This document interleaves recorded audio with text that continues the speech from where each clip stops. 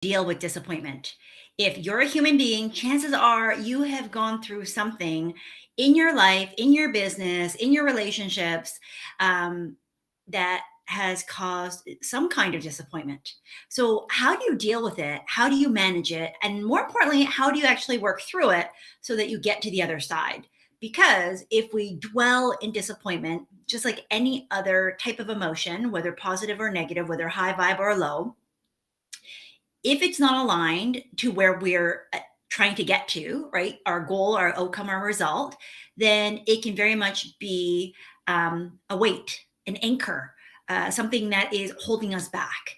And that's what we're going to talk about today. So, if you're brand new to me, my name is Susan McVeigh. I'm a business sales strategist, and I help entrepreneurs just like you sell with more ease without the sleaze so that you can live with more impact, more income, and have more freedom and flexibility. So, disappointment. So first, let's define it, because I think sometimes we talk about these terms, but we don't really quite understand what happens when we're dealing with some of these circumstances and these situations that can cause certain types of emotions. And in the world of sales, in the world of business, the deals are won, yes, at the negotiation table, but more importantly, a lot of them are made or broken before you even get in the room. And this is why it's so important that we learn how to manage ourselves, right? That you master your emotions, that you understand how to work through the worst of your days, because if you can have fewer bad days, then you will be much more successful, right? Winners don't win because they have way more wins. They just have fewer losses. And so if we can minimize the risk of having these losses, but also when we go through life, because we're not going to win 100% of the time. We're not going to have everything go our way 100% of the time. We will have disappointments. We will have loss. We will have things that just go bump in the night. And how quickly we can recover is what separates the top 1% from the average. And so today, if we talk about what disappointment is, let's go and look at the dictionary. So disappointment is sadness or displeasure that's caused by the non-fulfillment of one's hopes or expectations. And it can be a person, event, or thing that causes disappointment, right? So here's the thing. How often have you put your hopes or your expectations, because let's go back to the definition, right? That you have a hope, you have an expectation, and it's not met. So you think something's going to go this way, and it unfortunately it goes this way. And it could still be a good outcome, but because we have a certain set of expectations, we have a certain way that we're going to look at the situation, that we can't see the forest for the trees. And in some ways, it can limit the benefit of what's going on right in front of us, right? Like you just can't even see the silver lining because you're so stuck on the fact that it didn't go your way. It didn't go how you hoped. It didn't go how you expected. And as a result, there's this high elevation of here's what I think is going to happen, and here's what actually happened. And it may not even be a lesser outcome. It just is different. But because you had this expectation and now everything else is in comparison to that, it's going to feel like lack. It's going to feel like less. It's going to feel like blah, a disappointment. Does this make sense? So I want to share a story. Hello, Janie. Because this happened to me just recently. And I was able to move it very quickly because one of the things that I work with my clients, but especially I work on myself constantly as a byproduct of the thing that I teach, is how to manage my emotions, right? How to work with them and how to retrain myself to get out of these looping situations as quickly as possible. So my mother was about to have surgery today. Okay. So I traveled to get to her. My sister had flown across the country to get to her to help support her. And we were glad and privileged and blessed to be able to do so. Okay. Because I recognize not everybody is able to make certain choices to support whatever decision that they need to make. So first, lose any expectations around, oh my gosh, Susan, blah, blah, blah, blah, blah. Any of those stories. I want you to like listen with as clean and pure an intention as possible so that you can really get this lesson, especially if you are dealing with disappointment, if you have ever dealt with disappointment, or if you are a living human that is expecting to do big things. Because guess what? When we try and go for big things, we will always have something that doesn't quite go the way that we want, right? And this is about managing those needs and expectations with our desires and what actually shows up so that we can see the blessing for what it is, regardless of what's going on in the world around us, AKA recession, inflation, all the other stuff that we may feel like we don't have control over. So my mom had surgery scheduled for today. We knew that given all the stuff, so I'm here in Canada, that with all the stuff that was going on with our healthcare, there's flu season, COVID, RSV, like you name it. And then there's just regular old people going in the hospital. That although her surgery is scheduled, there's always a chance that it could be canceled. Now, this is quite a special surgery. She's been waiting for quite some time. And again, like we had to manage a whole bunch of people's schedules and not just one specialist, but a whole group of them, right? It took a village to put this together. And I literally got off the ferry en route to picking up my youngest sister from the airport. And my middle sister calls and says,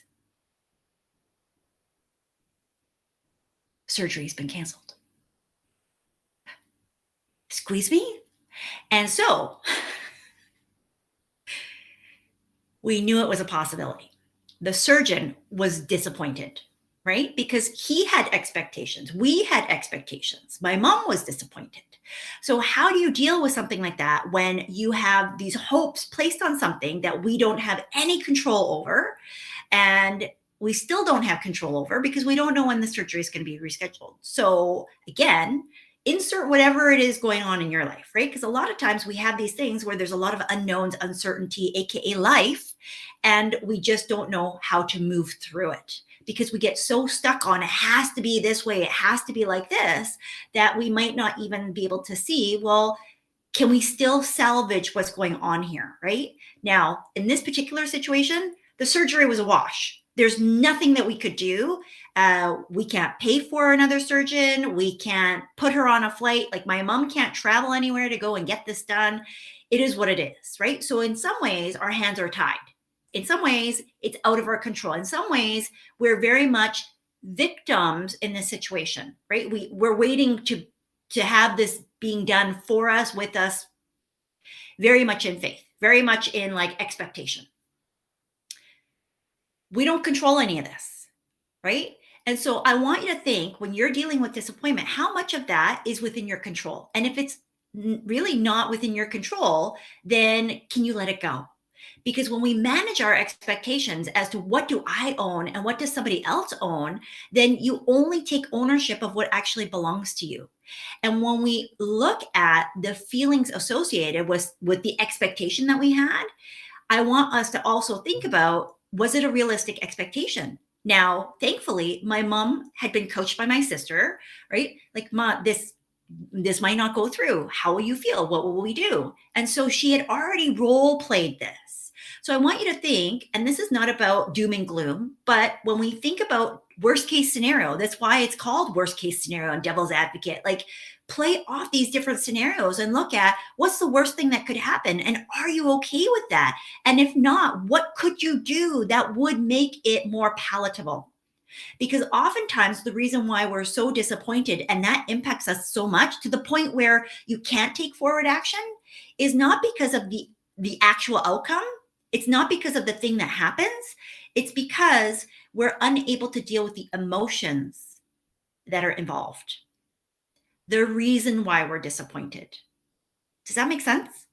Because the thing that happened, like the fact that the surgery didn't go through, so I'm going to give you a real life example, right? The fact that the surgery didn't go through is the cause of the disappointment. But is it really? Because at the end of the day, the reason why we were disappointed is not because she didn't get a surgery. It's because of what that surgery actually meant and represents, but ultimately the outcome that we were hoping for from that situation. We're hoping that this fixes a whole bunch of pain that my mom is going through. Okay. Some nerve pain in her face. And we already know that, again, there's no guarantee that even with the surgery that her pain will go away, right? So worst case scenario, she still has pain, even with the surgery. Best case scenario, it helps to remove the pain. But given my background and my own pain journey, we've already prepared my mom to say, your brain is potentially going to keep thinking that it has the pain. You may have these phantom sensations going on in your face even after what happened. So we're going to have to work with you to retrain that brain to redirect and redirect and redirect. And at the end of the day, the main disappointment was she had hope that there may be an alleviation of her pain, right? That there's this external thing that could help kind of save her.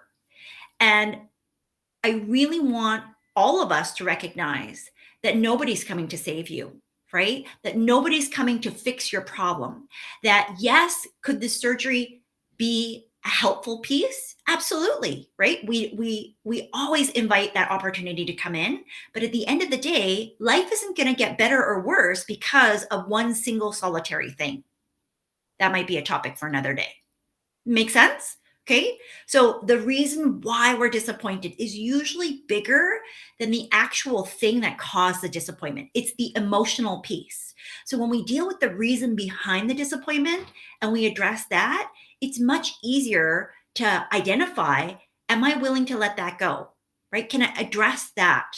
Is there something else that could help me to get to that outcome other than what I thought was going to be the pathway? So in this case, if we use this real life scenario, like the surgery is one method, one way that we can look at how to remove the pain.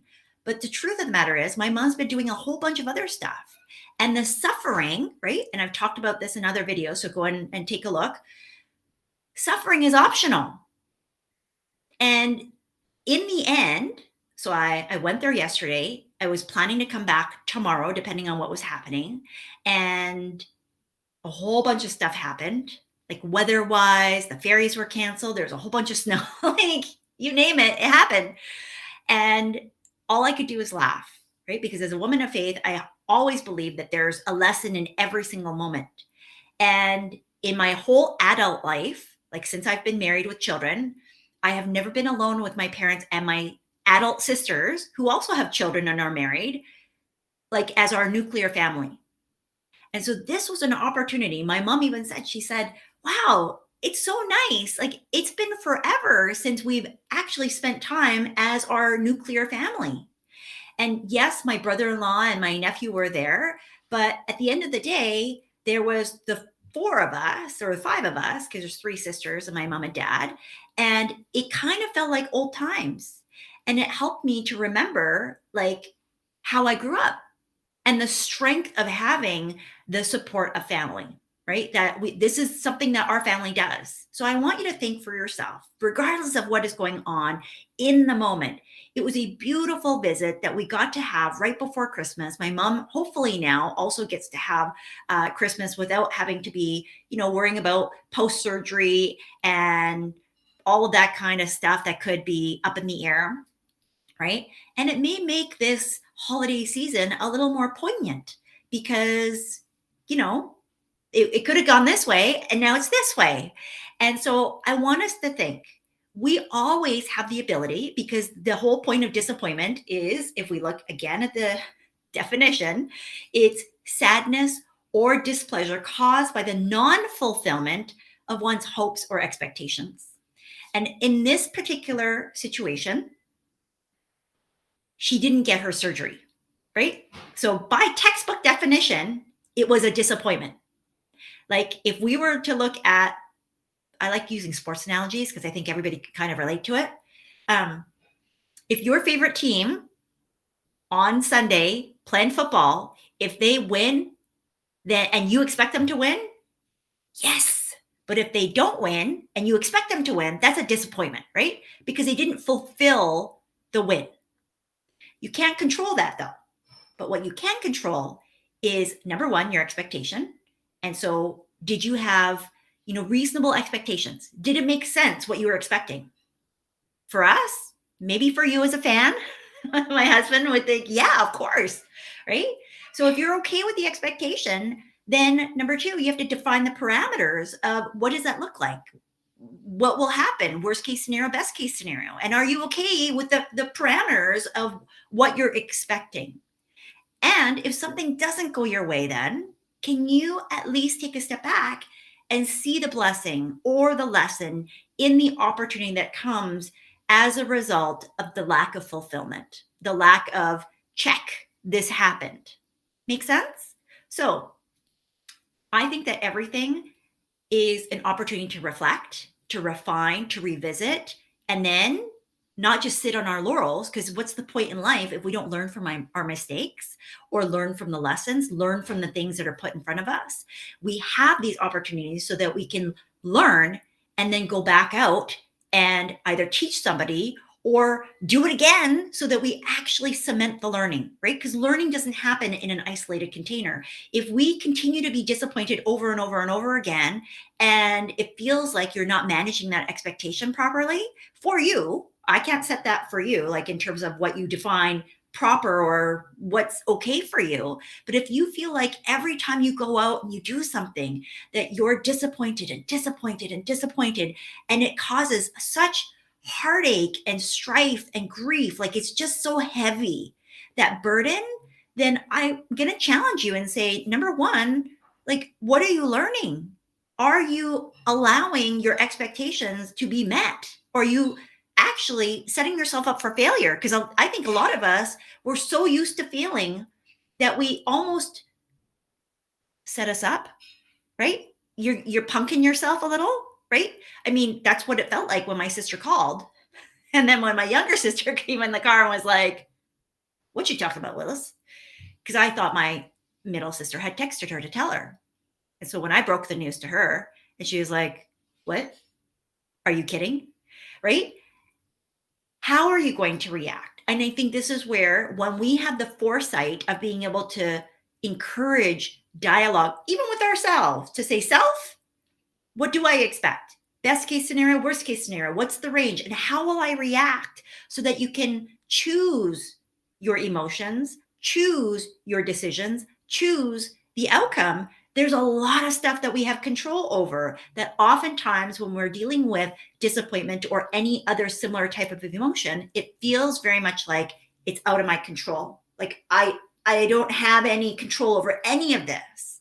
And that could very much have been the situation yesterday when we all were faced with this news. And I think a lot of times we're faced with, the government's running the economy, the banks or the financial systems are running the finances and how the supply of money works, the prices in the grocery stores and at the gas tanks. Like, it feels like life is running you by in terms of other people being able to take care of things that you don't have any control over. And you may be getting disappointed because you see these things, and maybe even through the holiday season, you're thinking, man, this year hasn't really chalked out to be the kind of year that I want. And you're lowering your expectations. And while that may be helpful in some scenarios, I really want to challenge you in saying, like, go back and look at the scenarios of when you have encountered disappointment, when you have faced these sorts of emotions. And I want you to think about, number one, managing your own expectations. Number two, defining the parameters, really looking at the range, and then practicing some of these things so that you have the skills. Because most of these things, they are skill sets, right? We don't wake up one day knowing how to manage disappointment or sadness or even joy, because there's lots of people who get high on life and high on all kinds of stuff, and figuratively and literally, and they don't know how to manage. And which is why we're addicted to sometimes these things, because it gives us that thrill of dopamine and serotonin and all of these things that are naturally occurring, but going totally like schizo with how we introduce it into our systems, right? And then the last piece is being able to see the blessing, see the lessons, because every opportunity does have a silver lining. But when we're so tunnel view towards here's what I expected and here's what I got, and always looking at the gap, That is a place of lack and scarcity. And in that situation, you will never, ever, ever find abundance. You will never, ever, ever find gold, right? Like, this is why children are so amazing. And if we just looked at kids all day long and saw what they do, I think that the world would actually be better, because most of the time, guess what happens when little kids get disappointed? They hug each other, right? They're like, "Oh, it'll be okay. You did a good job. Like, you did so good." It is amazing to see what we naturally do when we are left to our the best of humanity. Not the learned stuff, which I think sometimes we learn bad habits from other humans. The better known humans, right? Like our parents, our teachers, people in authority, because we all come with perceptions on how to deal with disappointment, right? So some people deal with disappointment in unhealthy ways. I've been there too, right? I've worked with lots of people who have done this. And I want you to think, can you break the pattern? Can you break the habit? Can you redefine how you're going to manage your own expectations and others? Because sometimes your disappointment is because other people's expectations is weighing heavily on you, and you don't need to take that on yourself. That's outside of your control. Manage your expectations because you can control that. Make sense? Okay. I'm just going to check and see if we have any questions here. Perfect. Janie, thanks for scribing along. Okay, so children are amazing, right? And I think sometimes we are all amazing because we were all kids. A lot of the things that we deal with now as adults that are detrimental for our rocket ship progress is unlearning the habits that we have put in place to manage expectations, manage disappointments, and to address what other people have defined us for, and to let it go, right? And to let it go. And I encourage everybody to really think about what's the biggest disappointment that I've had in my life, and to go through the filters of what I just shared, right? How can you revisit that? Not because you're going to keep stewing in it like this, like a hamster wheel, but because if you look closely, there will be a lesson. If you look closely without judgment, without emotion, without attachment, without being like, really critical of yourself, if you look closely, you're going to be able to see that there was maybe a blessing then or now, that situation, circumstance, or person, place, or thing, that event may have helped you, that you can see the fruits of now. You may not have recognized it then, but you can see it now. And I shared this at the very start of this video. Winners are winners because they win more often. But the reason why they win more often is because they limit their losses. And that means that when we go and I mean losses in kind of like a loose term, that when we start to dip into like negative territory, because we're human, you're going to go up and down in your emotions. But the more that you can manage those lows and recover and come back up. And that's why today's topic, dealing with disappointment, if you dwell in disappointment and you sit there for too long, it's going to lead to more, right? Pity city, negative Nelly, deep depression, like anxious Annie, like all of those things. Because guess what? Those spin off of each other. Winners don't do that. Now, I'm not saying that winners don't have their moments. We're human. But I'm saying that winners know the trap of dealing with and getting sucked into the like whirlpool of negative emotions. And that's why every single high performance athlete, because they're the ones that kind of top of mind, they all have some kind of mindset or high performance coach. And that person's one job is basically to get them to snap back out of it and basically be like a slap in the face so that they don't forget what it's like to keep winning. Because the fewer losses that they have, the fewer negative risks that they take, the higher their batting average, the higher their average score is, the faster they can get back in the game.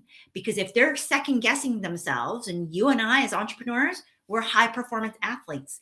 And the more that you second guess yourself, the more that you're like, oh my gosh, should I do that?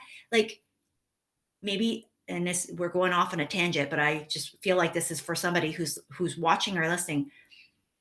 What social media platform should I be on? Which email service should I be using? Where should I host my website? It doesn't matter. These are questions that don't matter. Just pick one. Just pick one. But if you have dealt with disappointment in the past where you now are second guessing yourself because you don't trust yourself to make the right decision, every single thing that you do, you're going to scrutinize with way more detail than you perhaps need to spend that time on. Make sense? Like if you're trying to figure, should I be on YouTube or TikTok or Facebook or Instagram or LinkedIn or Twitter? It doesn't matter. Just pick one. They all have billions of people using them. Billions. Like, surely you can find a few handful that you would need to get your business going or growing or accelerated in any form. In any form. So trying to figure out which one is the best, because again, in the past, you may have been disappointed by the outcomes on whatever you did before.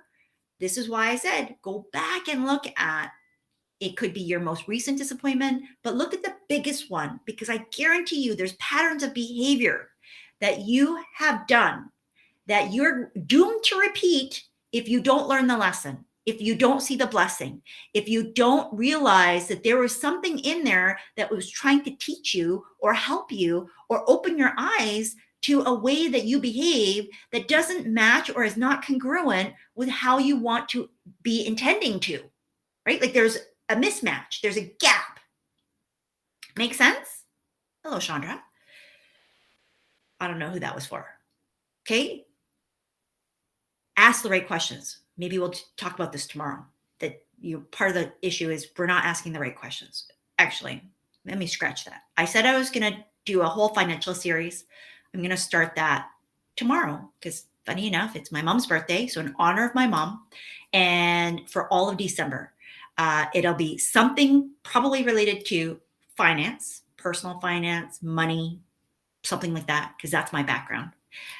So that's what we're going to be working on. Okay, to get you closing the year out strong, but also prepare for next year. So again, just like always, if this video is helpful to somebody that you know, even yourself, go back and rewind and watch this. Tag somebody in the comments, share it out, text this out. I'm on a mission to help more than 1 million entrepreneurs break free. Break free from the lies, the traps that the world would have you put under so that you can live a wealthy life, not just in money, but in here and deeply inside in your soul and your spirit, because that is really what matters the most. So again, I'm Susan McVey from SusanMcVey.com. If you need help, book your call. Okay, book your free call. This is my gift to help as many people as possible. Obviously, if I can help you in any other way through one of my programs, I will make sure that you have that opportunity as well. But right now, I just am on a mission to help as many people as possible. So this video, this series is part of that mission. If you can help me to spread the word, because I want to make sure that there are way more, mostly female, because that's my main group, female millionaires in the world, because with money comes power, with power comes change, and with change comes more choices, right? And so as much as we may not want to be seen as wanting money, the fact of the matter is money gives you way more choice, and money gives you a voice. Money allows you to create tables. And while it's not the only thing that will give you all of those things, it is certainly the fastest. That's why we hear the saying, money talks, because it does. And if we had more women with lots and lots of money in the world, I believe that the world would look very different than today. And so that is my mission, coming from a finance background, coming from parents who are immigrants to Canada and worked dang hard to put everything, every opportunity available to me and my sisters, so that I could pay it forward to not only my kids, but hopefully other people's kids as well. So with that, will we be back tomorrow? You're welcome, Janie. You're welcome, welcome. Okay, folks, we'll see you again. Bye-bye.